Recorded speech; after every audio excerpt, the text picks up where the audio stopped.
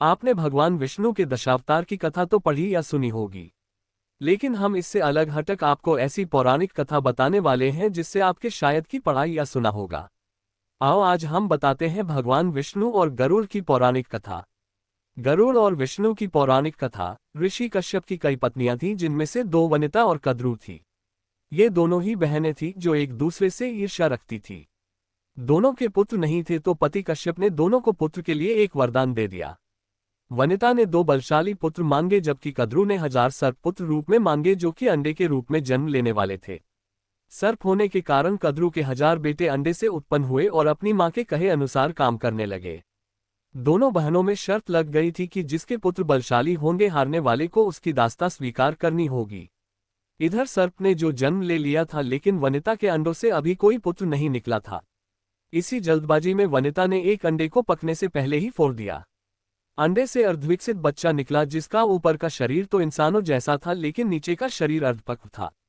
इसका नाम अरुण था। अरुण ने अपनी मां से कहा कि पिता के कहने के बाद भी आपने धैर्य खो दिया और मेरे शरीर का विस्तार नहीं होने दिया, इसलिए मैं आपको श्राप देता हूं कि आपको अपना जीवन एक सेवक के तौर पर बिताना होगा। अगर दूसरे अंडे में से निकला उनका पुत्र उन्हें इस श्राप से मुक्त न करवा सका तो वह आजीवन दासी बनकर रहेंगी। भय से विंता ने दूसरा अंडा नहीं फोड़ा और पुत्र के शाप देने के कारण शर्त हार गई और अपनी छोटी बहन की दासी बनकर रहने लगी।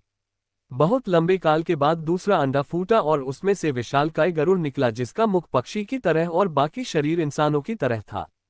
हालांकि उनकी पसलियों से जुड़े उनके विशालकाय पक्ष भी थे।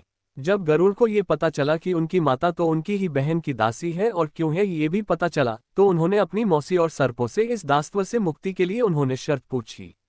सर्पों ने विंता की दास्ता की मुक्ति के लिए अमृत मंथन ने निकला अमृत मांग।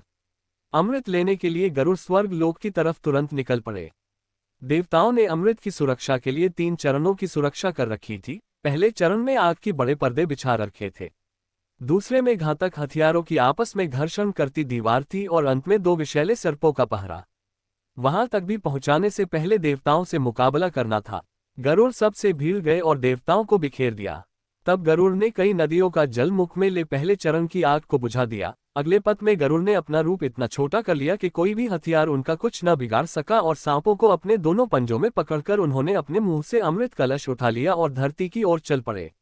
लेकिन तभी रास्ते में भगवान विष्णु प्रकट हुए और गरुड़ के मुंह में अमृत कलश होने के बाद भी उसके प्रति मन में लालच न होने से खुश होकर गरुड़ को वरदान दिया कि वो आजीवन अमर हो जाएंगे।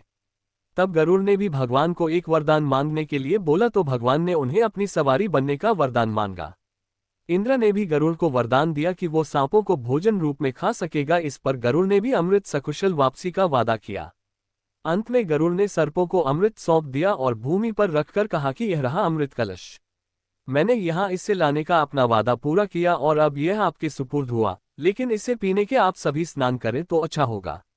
जब वे सभी सर्प स्नान करने गए तभी वहां अचानक से भगवान इंद्र पहुंचे और अमृत कलश को वापस ले गए, लेकिन कुछ बूंदें भूमि पर गिर गई जो घास पर ठहर गई थी। सर्प उन बूंदों पर झपट पड़े लेकिन उनके हाथ कुछ न लगा। इस तरह गरुड़ की शर्त भी पूरी हो गई और सर्पों को अमृत भी नहीं मिला।